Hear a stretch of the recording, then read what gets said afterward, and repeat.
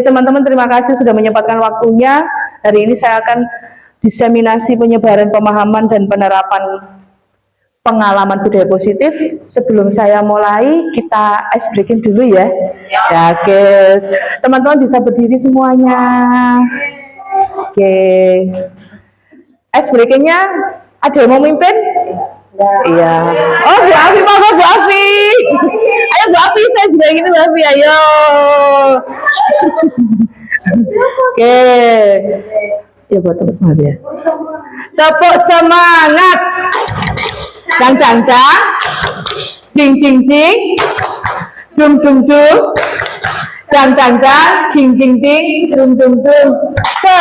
Aha aha. Ma. Aha aha. Nat. Aha aha. Semangat. Terima kasih teman-teman semuanya. Terima kasih Bu Afi. Silakan duduk kembali. Hari ini saya akan diseminasi seperti seminar ya, tentang penyebaran pemahaman dan penerapan pengalaman budaya positif.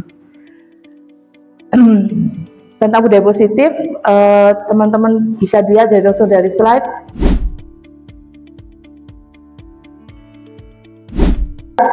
Yang pertama, pembelajaran paradigma baru.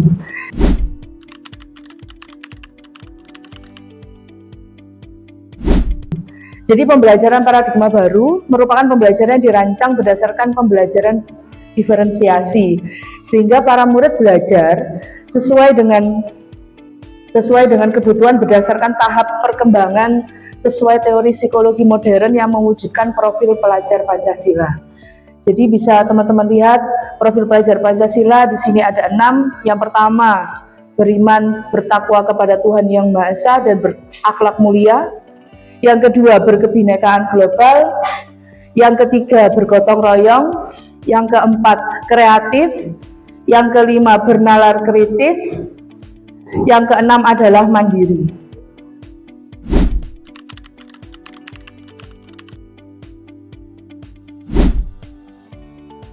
Budaya positif merupakan perwujudan dari nilai-nilai kebajikan, keyakinan universal yang diterapkan di sekolah. Budaya positif dapat mendorong murid untuk mampu berpikir, bertindak, dan menciptakan sebagai proses memerdekakan dirinya sebagai murid mampu mandiri, bertanggung jawab. Konsep ini budaya positif terdiri dari beberapa bagian. Yang pertama, perubahan paradigma belajar. Yang kedua, disiplin positif. Yang ketiga, kebutuhan dasar manusia. Yang keempat, motivasi perilaku manusia. Keempat, posisi kontrol guru. Yang kelima adalah keyakinan kelas. Yang terakhir adalah segitiga restitusi.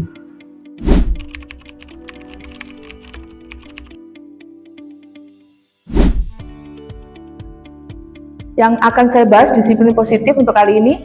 Disiplin positif adalah pembiasaan hal-hal baik yang mencakup sikap dan perilaku maupun tutur kata oleh seluruh warga di sekolah, terutama untuk murid, agar dapat berkembang menjadi pribadi yang kreatif, mandiri, dan bertanggung jawab. Sebagai pendidik, tujuan kita adalah menciptakan murid yang memiliki disiplin diri, sehingga mereka berperilaku mengacu kepada nilai-nilai kebajikan, nilai-nilai universal, dan memiliki motivasi diri menuju perubahan perilaku ke arah yang lebih baik lagi.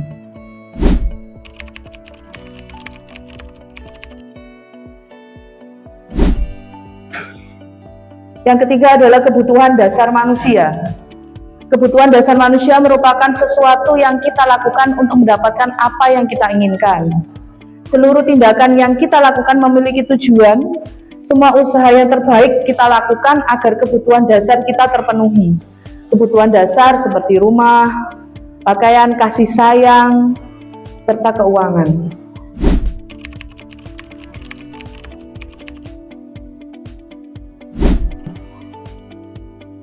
Kebutuhan dasar manusia. Yang pertama adalah bertahan hidup. Jadi kita sebagai manusia butuh bertahan hidup, butuh tempat tinggal, kesehatan, dan keamanan. Yang kedua adalah kasih sayang, seperti diterima, berbagi, menjadi bagian dari kelompok. Yang ketiga adalah kebebasan. Sebagai manusia kita butuh mandiri, mempunyai pilihan, mencoba hal baru, dan mampu mengendalikan arah dirinya. Kesenangan. Kesenangan kita seperti contohnya makanan, tempat tinggal, keamanan, dan kesehatan. Penugasan. Penugasan berupa harga diri, keinginan untuk dianggap, memimpin, berprestasi, diakui, dan didengar.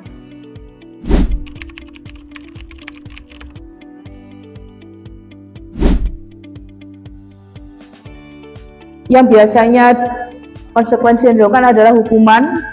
Hukuman itu sifatnya satu arah, bersifat hukuman psikis maupun fisik, bisa verbal, bisa non-verbal, tidak terencana dan tiba-tiba. Jadi hukuman itu, jadi murid tidak tahu kalau yang terjadi, dia akan dihukum, tidak tahu. Jadi bersifat satu arah, biasanya dilakukan oleh pendidik. Konsekuensi, terencana dan atau disepakati sesuai peraturan. Murid tetap dibuat tidak nyaman, sikap guru selalu memonitor murid. Jadi konsekuensinya seperti itu. Restitusi. Restitusi adalah proses menciptakan kondisi bagi murid untuk memperbaiki kesalahan. Proses kolaborasi yang mengajarkan murid untuk mencari solusi sendiri. Jadi kalau restitusi, murid diarahkan untuk mencari solusinya sendiri. Guru hanya mengarahkan, hanya menuntun.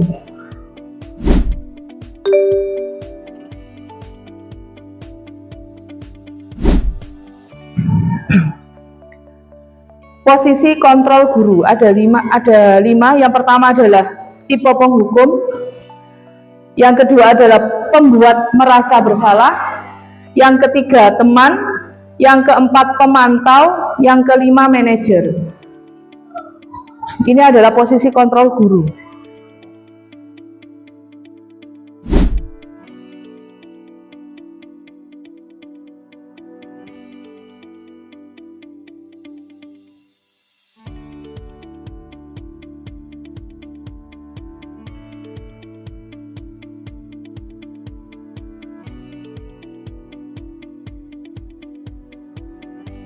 Bapak Ibu, teman-teman ada cerita Adi yang terlambat hadir di sekolah. Ada cerita Adi yang terlambat hadir di sekolah. Jika sebagai pendidik, sebagai penghukum, maka dia nadanya akan tinggi. Bahasa tubuhnya, matanya seperti melotot. Nah, jari-jarinya menunjuk. Berarti itu adalah tipe guru yang penghukum. Kata-katanya biasanya begini ya. Contohnya, terlambat lagi. Pasti terlambat lagi. Selalu datang terlambat. Kapan bisa datang tepat waktu? Nah. Tanyakan pada diri Anda, bagaimana perasaan murid bila guru berbicara seperti itu pada muridnya datang terlambat? Hasilnya, kemungkinan murid akan marah, pendendam, atau bersikap agresif.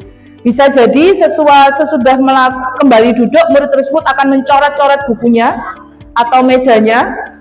Lebih buruk lagi, sepulang sekolah murid melihat motor atau mobil bapak ibu guru dan akan menggores. Nah, seperti pendendam siswanya jadi pendendam. Kalau kita sebagai guru penghukum, maka siswanya kemungkinan akan menjadi pendendam. Sedangkan kalau guru pembuat merasa bersalah, posisinya sebagai pembuat merasa bersalah, dia akan memelas. Nadanya beliau akan melas, halus, sedih, bahasa untuk merapat pada murid lesu. Adi, kamu ini bagaimana ya? Kamu sudah berjanji dengan ibu tidak akan terlambat lagi. Kamu kenapa ya senang sekali mengecewakan ibu? Nah, ibu benar-benar kecewa sekali. Dari nada seperti itu adalah pembuat merasa bersalah. Bagaimana perasaan murid bila ditegur seperti ini? Murid akan merasa bersalah.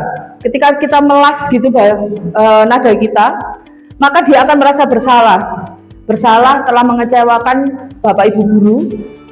Dia akan merasa menjadi orang yang gagal, tidak sanggup membahagiakan orang lain. Waduh, iya, kadang sikap itu berbahaya daripada penghukum. Kenapa? Karena emosi yang tertanam rapat di dalamnya, murid menahan perasaannya, tidak mengungkapkan perasaannya sendiri. Tidak seperti murid dengan guru penghukum, di mana murid bisa menumpahkan amarahnya, tapi dengan cara negatif. Kalau tadi yang penghukum itu muridnya meluapkan dengan cara negatif, tapi kalau yang pembuat merasa bersalah, maka menyebabkan muridnya tidak bisa menumpahkan amarahnya. Murid tertekan seperti tiba-tiba tidak bisa meletuskan amarahnya. Kadang bisa saja menyakiti diri sendiri. Tipe guru sekarang, tipe guru yang ketiga, sebagai teman. Jadi nadanya itu akrab, ramah, bercanda, terus biasanya senyumnya jenaka. Nah, tadi kasusnya Adi ya, Adi, ayolah, bagaimana sih kamu? Kemarin kamu sudah janji ke bapak loh, kenapa terlambat lagi? Nah, itu kan bahasanya so asik, so akrab dengan muridnya. Ya, sudah, tidak apa-apa, duduk dulu sana, nanti Pak Guru bantu. Nah, apakah yang menyebabkan sebagai teman ini ke murid? Hasilnya, murid merasa senang, akrab dengan guru, tapi ada dampaknya, dampak positifnya. Dampak positifnya siswa merasa senang dan akrab dengan guru. Tapi kalau dampak negatifnya, murid jadi bergantung kepada gurunya. Gampang, gua boloku, plekku, bestfriendku. Nah, bila ada masalah dia merasa bisa mengandalkan guru tersebut. Jadi ketika siswa tersebut, contohnya Adi tadi ya, jika ada masalah dia akan minta bantuan guru tersebut karena sudah dianggap sebagai teman. Jadi bisa seenaknya menyuruh, tidak ada istilahnya sopan santun ya, unggah-ungguhnya antara guru dengan murid. Posisi yang keempat adalah guru sebagai pemantau. Nadanya datar, tubuhnya formal. Contohnya seperti ini, Adi, tahukah kamu jam berapa kita mulai? Nah, Adi akan jawab, tahu Pak. Kamu terlambat 15 menit, apa kamu sudah mengerti konsekuensi yang harus dilakukan bila terlambat? Adi akan jawab, paham Pak, saya harus tinggal kelas pada jam istirahat nanti dan memperhatikan tugas ketinggalan saya. Maka gurunya akan jawab, ya benar, nanti pada saat jam istirahat kamu harus tinggal di kelas untuk menyelesaikan tugas yang tertinggal. Saya tunggu. Nah, jadi posisi pemantau, murid memahami konsekuensi yang dijalankan telah melanggar salah satu peraturan sekolah, yaitu terlambat masuk kelas. Guru tidak menunjukkan suatu emosi yang berlebihan, datar, ya tidak marah, ya tidak bahagia, datar, flat. Tapi murid tetap tidak nyaman karena harus tinggal kelas pada jam istirahat dan mengerjakan tugas. Jadi pemantau itu lebih ke siswa memahami konsekuensi jika telat, maka dia tugasnya akan menyusul. Jadi tidak bisa ditinggal seorang diri, gurunya harus memantau terus.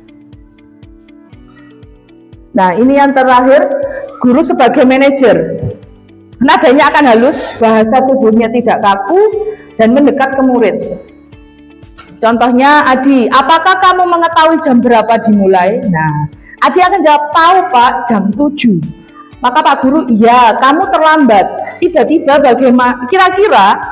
bagaimana kamu akan memperbaiki masalah ini? Jadi ada timbal baliknya. Adi akan jawab, saya bisa menanyakan teman saya Pak, untuk mengejar tugas yang tertinggal. Gurunya, baik, itu bisa dilakukan. Apakah besok akan ada masalah untuk kamu agar bisa hadir tepat waktu ke sekolah? Adi akan jawab, tidak Pak, saya bisa hadir tepat waktu. Gurunya menjawab, baik, saya hargai usahamu untuk memperbaiki diri. Nah, bagaimana perasaan murid diperlakukan seperti ini? Kita lihat.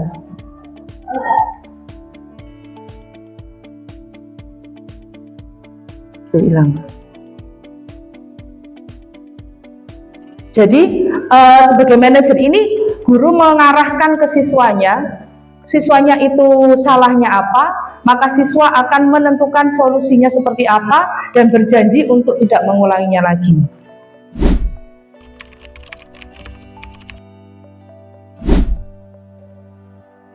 Contoh, penerapan 5 posisi kontrol guru. Yang pertama, murid tidak mengerjakan tugas yang diberikan guru.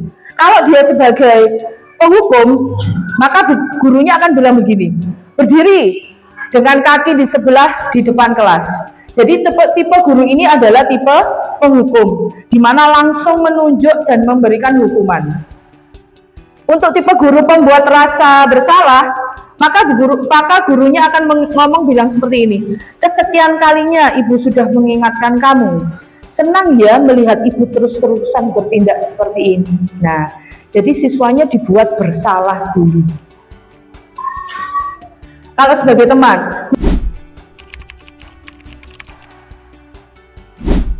guru sebagai teman, ayo dong kamu kerjakan tugasnya, nanti kalau sudah selesai kita main games. Jadi ada rewardnya, reward yang menurut saya ke arah negatif ya. Jadi teman itu karena menyelesaikan konsekuensi harus ada rewardnya di akhir.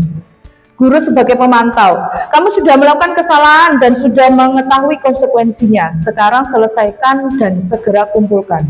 Jadi guru sebagai pemantau memberikan tugasnya dan dipantau terus sampai selesai.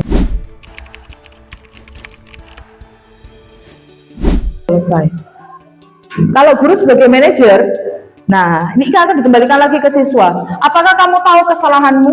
Nah, keyakinan sekolah apa yang sudah kamu langgar dan apa yang kamu lakukan untuk menyelesaikannya. Jadi murid yang melakukan kesalahan itu diarahkan untuk mencari kesalahannya seperti apa dan bagaimana cara menyelesaikannya.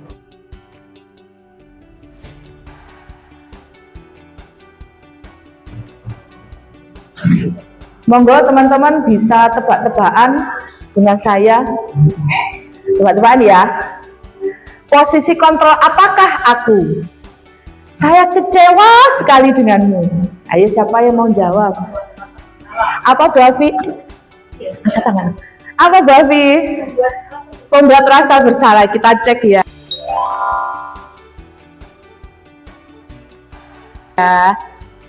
Jeng jeng, benar. 1 poin.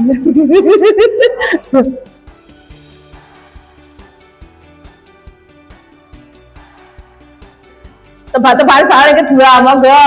Posisi kontrol apakah aku? Aku tidak pernah benar melakukannya. Sekarang keliling lapangan 3 kali. Waduh, apa Pak Agus? Tipe Pak Hukum, mari kita lihat sekarang.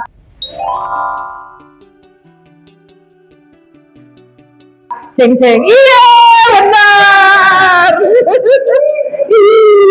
Lagi.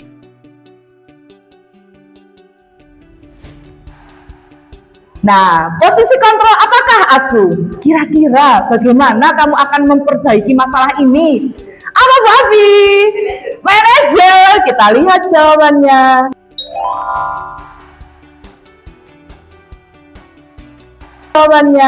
Jeng jeng, benar manajer. Terakhir kayaknya. Oke.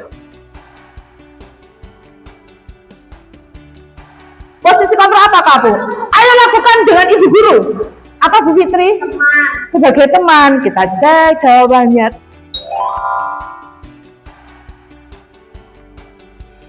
Ya, teman, betul sekali.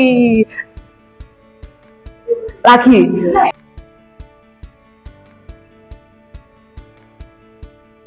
Posisi kontrol apakah aku? Kamu sudah 15 menit terlambat. Apakah kamu mengerti konsekuensinya yang dilakukan bila terlambat? Ayo angkat tangan dong teman-teman. Iya. Apa, ayo. Menjawab ini. Angkat. Penghukum, pemantau, pembuat rasa bersalah, teman, manajer. Nah, kalau kamu sudah 15 menit terlambat, apakah kamu mengerti konsekuensi yang dilakukan oleh teman? Apa? Pemantau, kita lihat.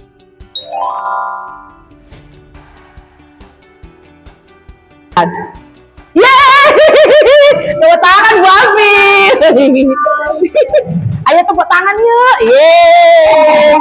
Terima kasih. Oke, selanjutnya.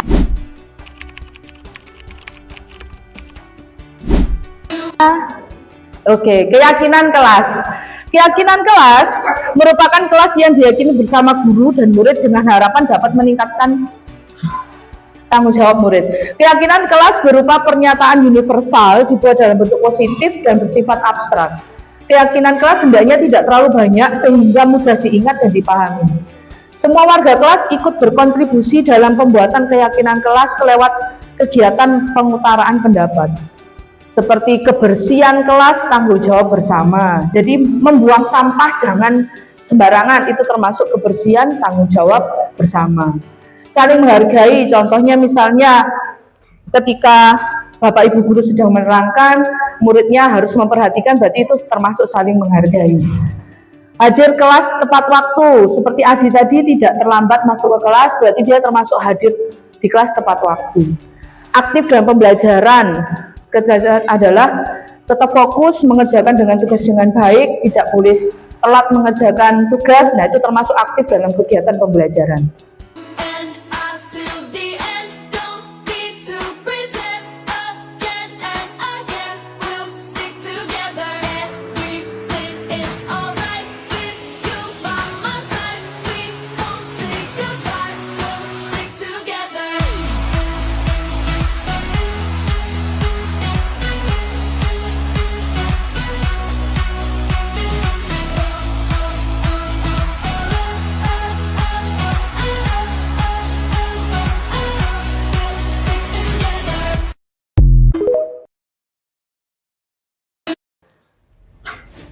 Contohnya penerapan di kelas. Jadi saya melakukan anak-anak menuliskan keyakinannya masing-masing seperti apa keyakinan di kelas. Setelah itu ditempelkan, tetap dipandu dengan gurunya. Lalu kalau sudah saya jadikan satu, saya ringkes. Setelah itu anak-anak tanda tangan semua termasuk saya, berarti sudah yakin siap dilaksanakan dengan konsekuensinya.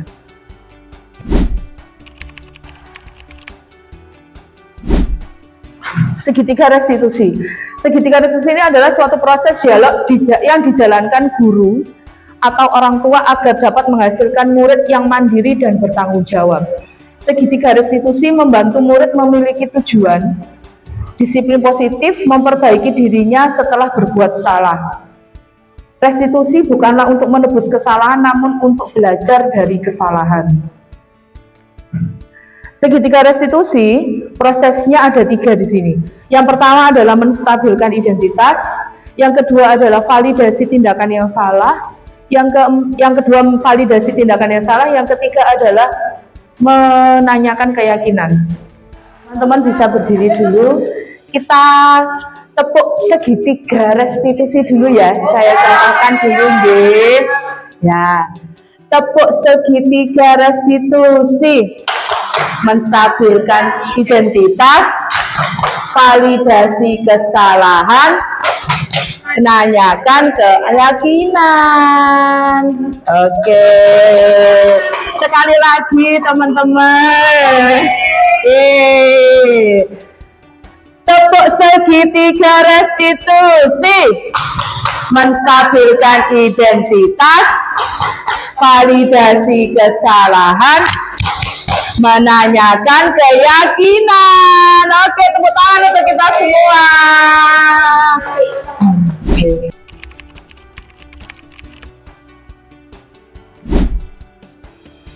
Yang langkah pertama adalah menstabilkan identitas. Bisa saja dialognya seperti ini, berbuat salah itu manusiawi. Jadi kita mengingatkan kembali berbuat salah itu manusiawi, semua manusia bisa berbuat salah, tidak ada manusia yang sempurna, dan bisa juga kita kembalikan kepada diri kita sendiri.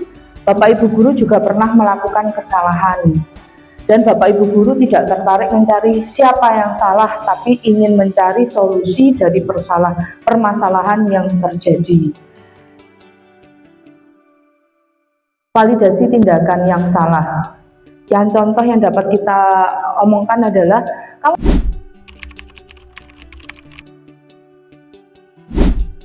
kamu pasti punya alasan untuk melakukan itu, atau padahal kamu bisa melakukan yang lebih buruk dari ini. Nah, itu dihiperbolkan sedikit. Terus yang ketiga, kamu patut bangga pada dirimu sendiri karena kamu telah melindungi sesuatu yang penting bagimu. Yang ketiga adalah menanyakan keyakinan.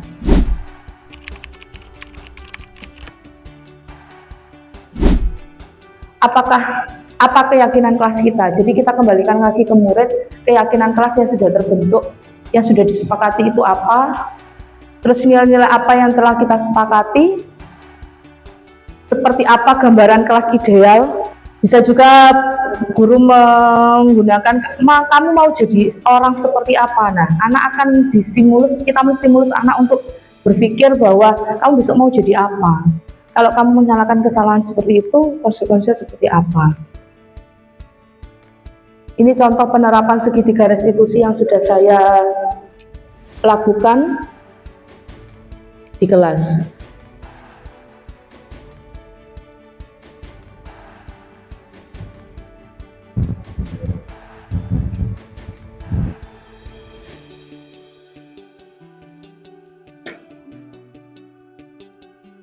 Ini video yang saya praktekkan kemarin sama anak-anak. Jadi kasus pertama adalah ada anak yang terlambat masuk ke kelas karena dia asik jajan dan main, sehingga dia telat ketika bel masuk. Setelah istirahat dia tidak segera masuk, masih bulet mainan. Nah, ini yang terjadi.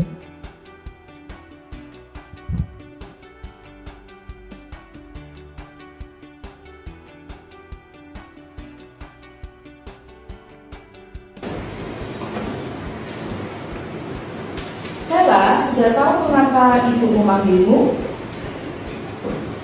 Karena saya terlambat masuk kelas, Bu.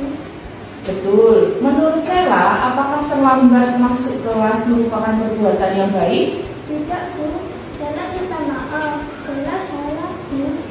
Tidak apa-apa. Semua orang pernah berbuat salah. Ibu juga pernah melakukan kesalahan seperti kamu. Ibu tidak tertarik mencari siapa yang salah, tapi ibu ingin mencari solusi atas permasalahan ini. Kamu pasti memiliki alasan. Coba ceritakan pada ibu mengapa kamu sering terlambat masuk kelas setelah jam istirahat. Saya keasikan bermain dengan teman saya, Bu, sebelum jajan ke kampus. Jadi, makan dan minumnya mendekati bel masuk kelas. Makanya saya terlambat. Bermain bersama teman-teman memang seru. Kamu pasti sangat menyukainya. Adakah solusi yang bisa kamu lakukan agar kamu tetap bisa bermain dan jajan di kantin tapi tidak terlambat masuk ke kelas? Ada, Bu. Saya harus membagi waktu dengan bijak. Kapan kamu akan memulainya, Sarah? Mulai besok, Bu Irma, saya akan berusaha dan berjanji untuk selalu tepat waktu. Sarah, masih ingat tidak keyakinan kelas yang pernah kita buat dan kita sepakati bersama? Kira-kira keyakinan apa yang berkaitan dengan hal tersebut? Masih, Bu. Disiplin dan menghargai waktu. Benar sekali. Jadi selanjutnya Sela ingin menjadi murid yang seperti apa? Saya ingin lebih bisa menghargai waktu, menghargai diri sendiri, dan menghargai guru dengan selalu tepat waktu. Baiklah, sekarang kita sudah mendapatkan solusinya. Bu Irma yakin kamu bisa menanamkan nilai itu dengan baik dan dapat mengatur waktu dengan bijak. Baik, Bu, terima kasih. Nah, saya ketika sudah ngajar,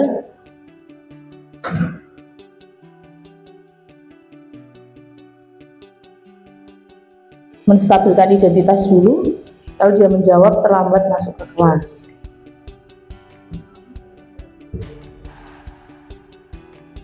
Nah, menanyakan kesalahannya, validasi kesalahan.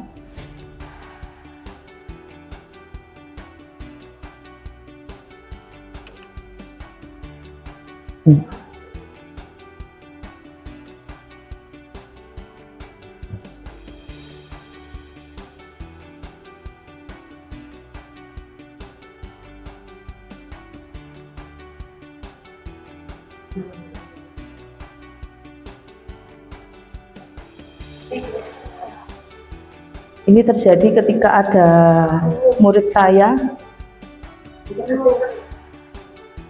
tidak ada kabelnya ini.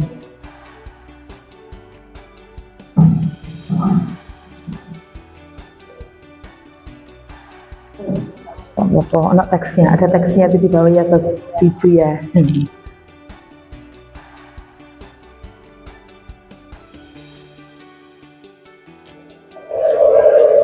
Nah, jadi si anak berjanji untuk tepat waktu mulai besok. Jadi hari ini berbuat kesalahan, dia sudah sadar, guru juga sudah menerapkan restitusi, siswa juga sudah tahu konsekuensinya seperti apa, tanggung jawabnya seperti apa, besok tidak mengulanginya kembali. Disiplin dan menghargai waktu. Nah, akhirnya siswanya tahu disiplin dan menghargai waktu.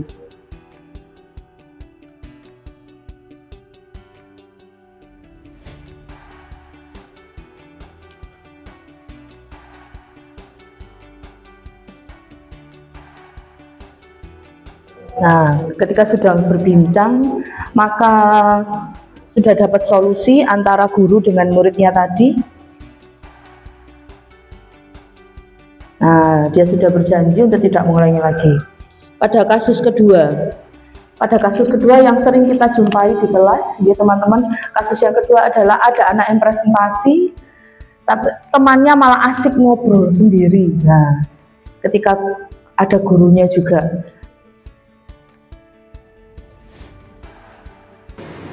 Selamat siang, Fahri dan Haizun. Bagaimana perasaanmu hari ini? Baik, Bu. Ada apa Ibu memanggil kami? Waktu di kelas tadi, Bu Ima perhatikan kalian berdua asik mengobrol saat teman-teman sedang presentasi. Ya Bu, kami minta maaf. Baiklah, sekarang Ibu bertanya, menurut kalian apakah mengobrol saat teman sedang presentasi itu baik untuk dilakukan? Tidak baik, Bu. Presentasinya jadi terganggu karena kami. Haizun sibuk mengajak saya mengobrol duluan. Maaf Bu Irma, lain kali saya tidak akan mengulanginya lagi. Ibu tidak mencari siapa yang salah. Berbuat salah itu wajar. Semua orang pernah melakukannya. Tidak hanya Fahri dan Haizun saja. Bahkan Bu Irma pernah berbuat salah. Ibu juga senang sekali mengobrol dan bercerita. Nah, Ibu mengerti kalian pasti mempunyai alasan melakukannya. Coba ceritakan pada Ibu apa yang kalian bahas tadi pagi. Kami membahas tentang acara kemah kemarin, Bu. Haizun tidak hadir di acara kemah, jadi dia sangat penasaran dan saya menceritakan keseruan pada Haizun. Iya Bu, saya tidak sabar mendengarkan cerita dari Fahri. Wah, pasti seru sekali kegiatan kemah kemarin. Pasti tidak hanya Haizun yang ingin mendengar ceritamu, tapi bisakah kita memperbaiki masalah ini? Bisa, Bu Irma. Apakah ada solusi agar kalian bisa bercerita, namun tidak mengganggu teman yang sedang presentasi? Kami akan menunggu sampai pelajaran selesai jika ingin bercerita, Bu.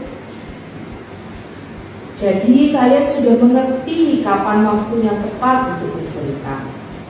Nah, kebetulan minggu depan kita akan mempelajari Bahasa Indonesia tentang teks narasi. Siswa akan menceritakan pengalaman seru kepada teman-teman satu kelasnya. Baiklah, Bu, pasti nanti sangat seru. Ada banyak pengalaman menyenangkan yang saya dan teman-teman ingin ceritakan. Sekarang Bu Ima ingin bertanya tentang sikap kalian tadi. Kira-kira keyakinan kelas mana yang menunjukkan perilaku baik saat sedang presentasi? Menghargai dan menghormati. Benar. Jadi apakah sikap itu perlu kita lakukan? Perlu, Bu. Mengapa? Apakah itu penting untuk kalian? Iya Bu, jika ingin dihargai, kami juga harus menghargai orang lain. Jika ingin memahami pelajaran dengan mudah, kita harus fokus belajar. Benar sekali. Lalu Fahri dan Haizun ingin menjadi murid yang bagaimana? Ingin dihargai orang, Bu. Kami jadi mengerti mulai sekarang. Saya juga akan menghargai orang lain dan fokus saat belajar. Baiklah, kita sudah punya solusinya ya. Mudah-mudahan kedepannya Haizun dan Fahri bisa lebih baik lagi. Iya, Bu. Terima kasih. temannya asik berpresentasi, mempresentasikan hasil pekerjaannya, dan ada anak yang kebetulan duduk di depan ini ya, ini malah asik mengobrol sendiri. Dua teman ini, ada temannya ya, Haisin dan Fahri. Nah, guyon sendiri. Nah, ini dipanggil sama gurunya, ditanya perasaannya dulu, nggih.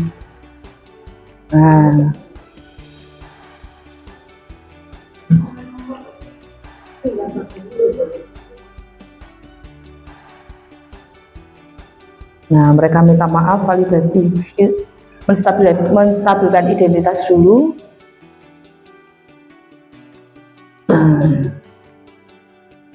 Guru memulai memvalidasi tindakan kesalahannya.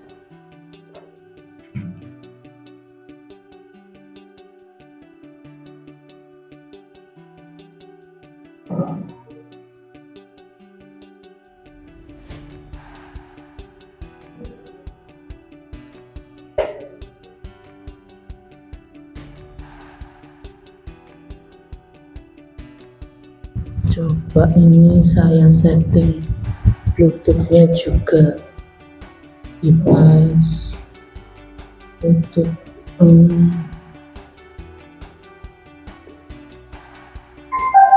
nah ini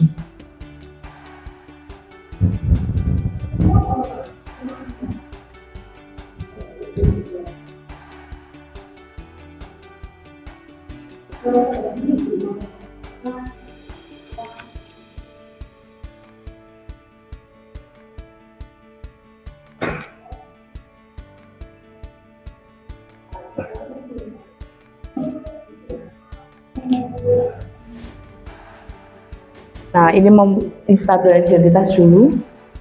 Siswa menjawab bahwa apa yang dilakukan dia adalah salah.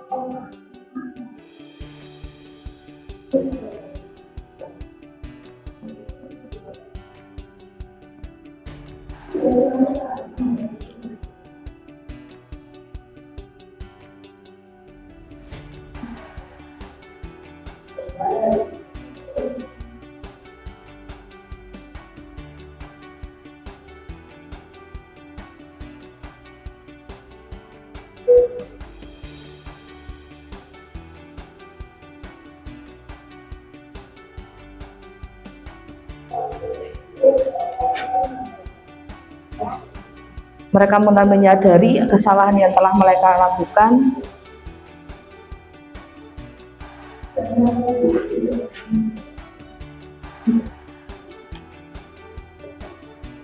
Nah, restitusi di sini sudah mulai terbangun ya, dipimpin oleh gurunya. Restitusi sudah mulai terbangun.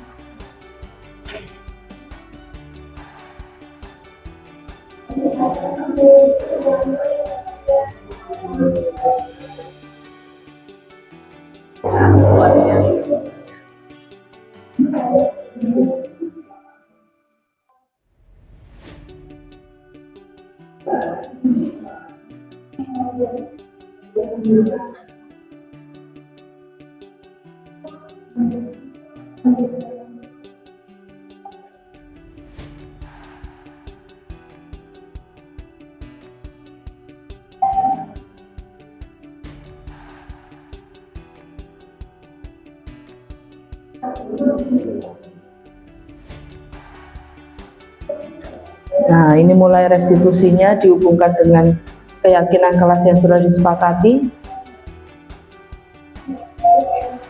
Nah, murid sudah mengetahui, menyadari, menghargai, dan menghormati.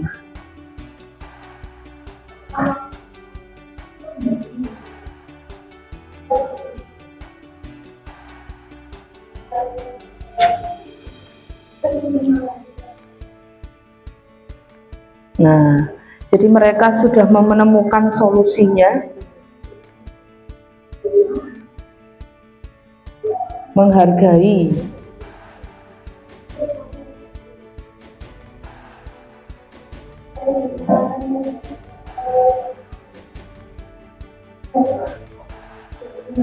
Nah, di sini sudah solusinya ditemukan, sudah disimpulkan.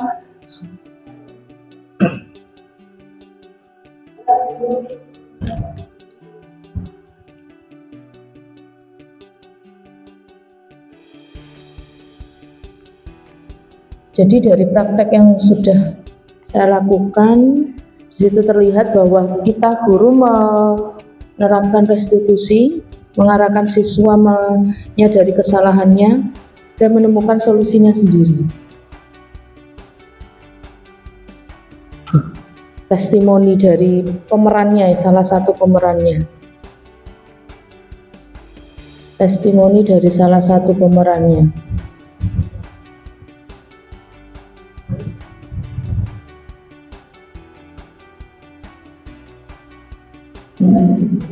Saya Fahri kelas 5 STM. Nah, ini testimoni. Sekali dalam praktek Testimoni. kita restitusi. Saya yang bisa menyelesaikan. Saya Fahri, kelas 5 SDN Gunung Gedangan 1. Saya senang sekali dengan praktek segitiga restitusi. Saya jadi bisa menyelesaikan kebiasaan saya yang buruk dan menjadi fokus belajar.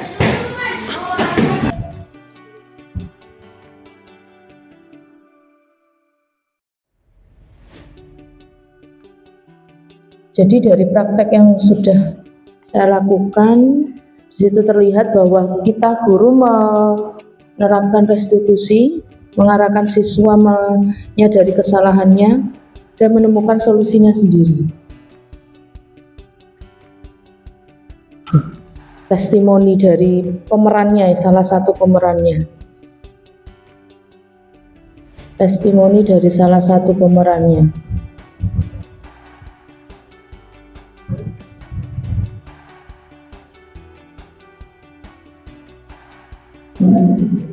Saya Fahri kelas 5 STM. Nah, ini testimoni. Sekali dalam praktek Testimoni. kita restitusi. Saya yang bisa menyelesaikan kebiasaan saya yang buruk dan menjadi fokus belajar.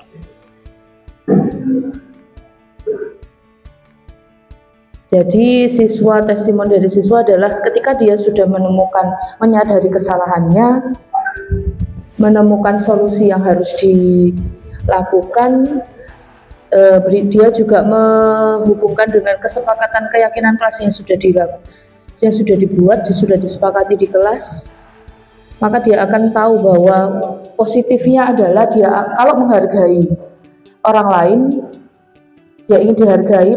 Ketika kita menghargai orang lain, maka mereka akan menghargai kita juga dan menyebabkan fokus belajar juga. Karena tadi kan pemeran ini adalah yang rame sendiri ya. Jadi dia menyadari kesalahannya dan dia sekarang sudah taat, sudah disiplin, mandiri dalam belajar sehingga fokus belajar.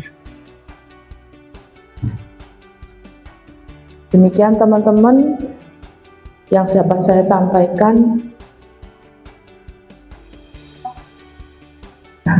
Terima kasih. Terus saja. Terima kasih, biasa di luar. Ya, monggo mungkin ada pertanyaan. Oh iya Bu Fitri, monggo. Monggo. Saya mau menanyakan, apa perbedaan peraturan, kesepakatan, dan keyakinan kelas? Terima kasih pertanyaannya. Kalau peraturan itu sifatnya kaku. Jadi peraturan itu terdengarnya hanya satu arah, gurunya saja. Carpe gurune tok gitu ya. Jadi peraturan itu satu arah, kaku, bersifat otoritas. Otoritas hanya berpusat pada gurunya saja. Nah, kalau kesepakatan kelas, kalau keyakinan dan kesepakatan kelas itu bahasanya positif, berupa kalimat yang universal, bisa mencakup semuanya.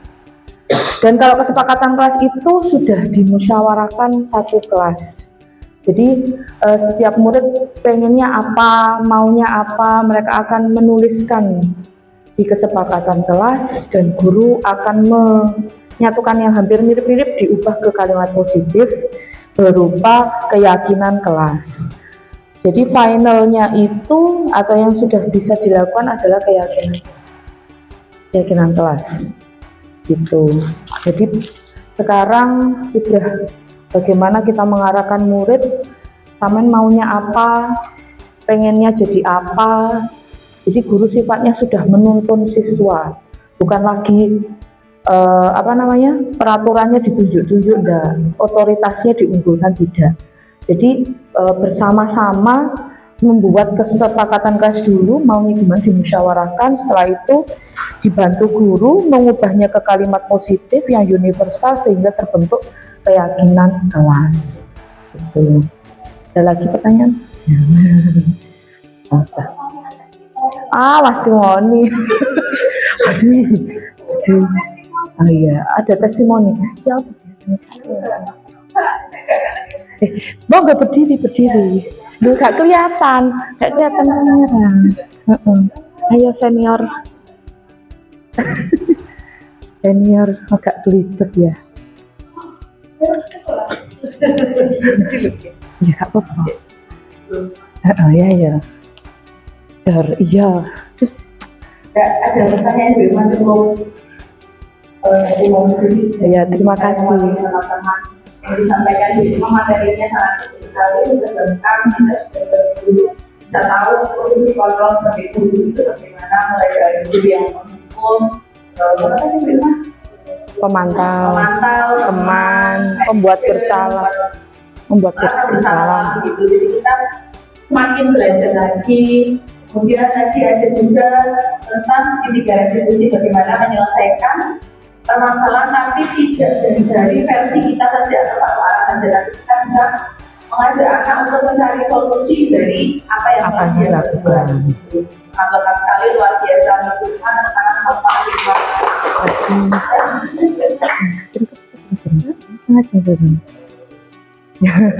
terima kasih Bu Abi untuk testimoninya. Semoga apa yang saya sampaikan hari ini bermanfaat untuk kita semua. Semoga apa yang saya sampaikan hari ini bisa membawa dampak baik, positif, lebih baik ke depan lagi untuk sekolah kita SDN Gunung Gedangan 1. Terima kasih, sekian saya tutup. Wassalamualaikum warahmatullahi wabarakatuh. Warahmatullahi wabarakatuh.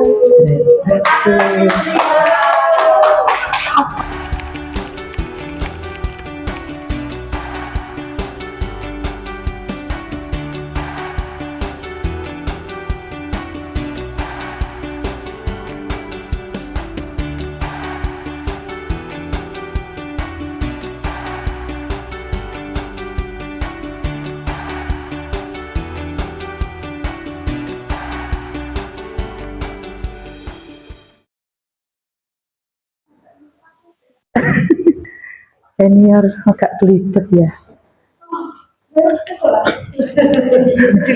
Ya gak apa-apa. Ya. Iya. Ada pertanyaan Bu Iman cukup.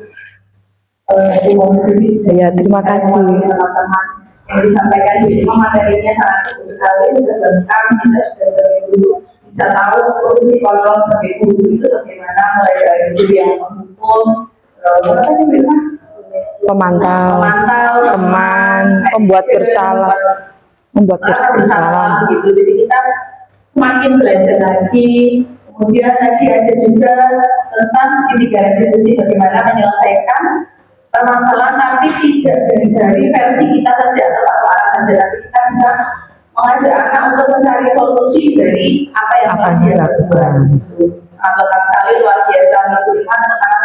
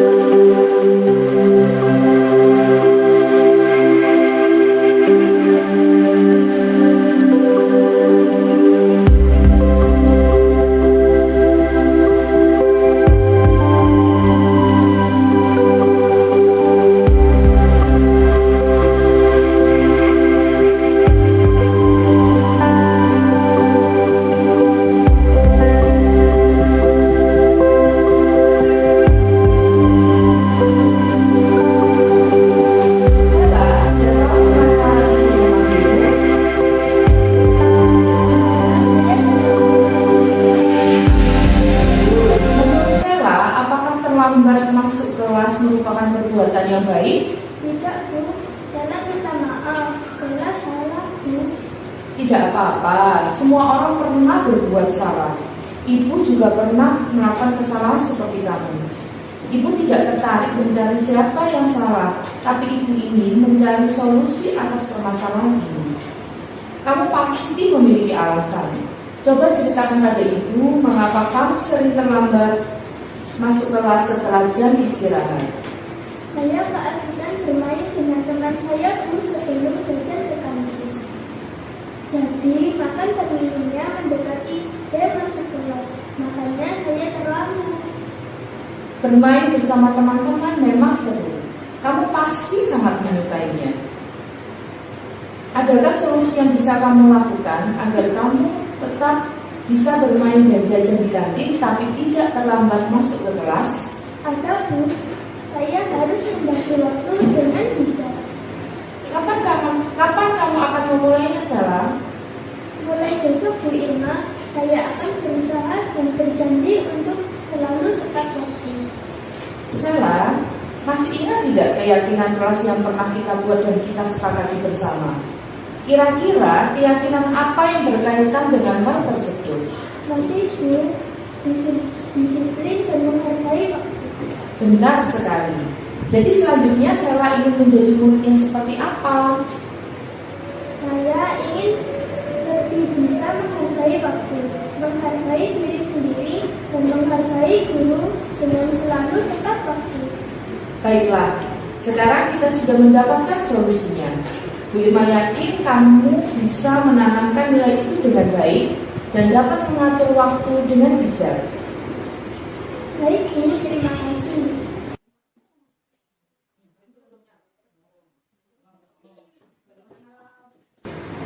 Selamat siang, Fahmi dan Haizun. Bagaimana perasaanmu hari ini? Baik, Bu. Ada apa Ibu memanggil kami? Waktu di kelas tadi, Bu Irma perhatikan kalian berdua asik mengobrol saat teman-teman sedang presentasi. Ya, Bu, kami minta maaf.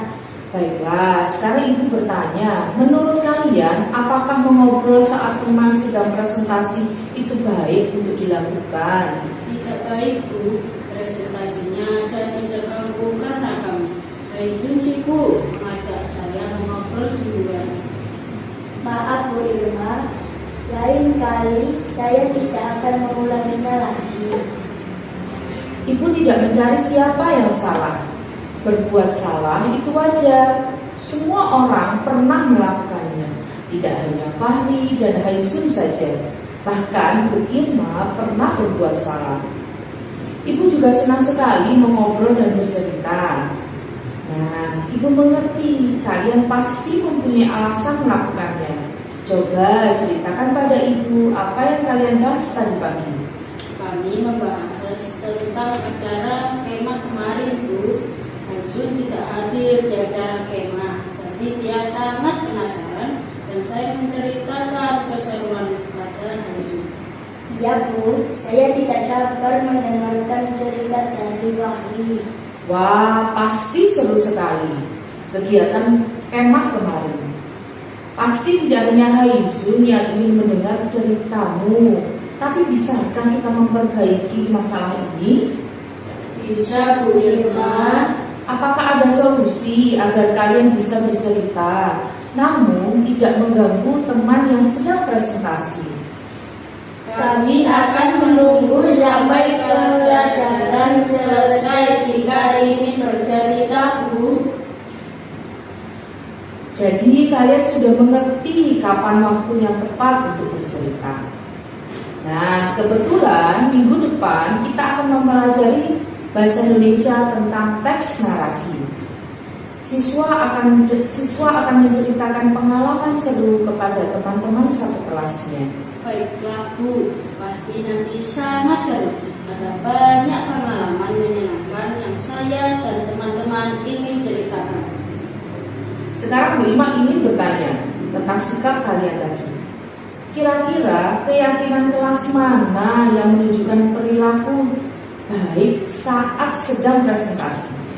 Menghargai dan menghormati. Benar. Jadi apakah sikap itu perlu kita lakukan? Perlu, Bu. Mengapa? Apakah itu penting untuk kalian? Iya Bu, jika ingin dihargai, kami juga harus menghargai orang lain. Jika ingin memahami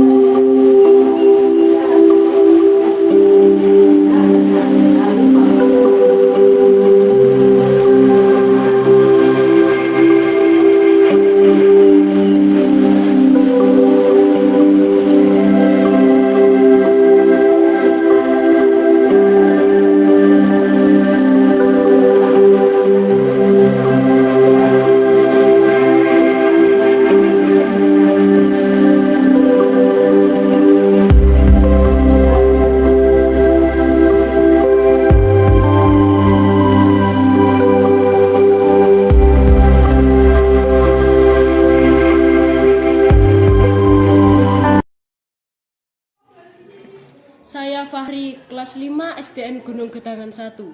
Saya senang sekali dengan praktek segitiga restitusi. Saya jadi bisa menyelesaikan kebiasaan saya yang buruk dan menjadi fokus belajar.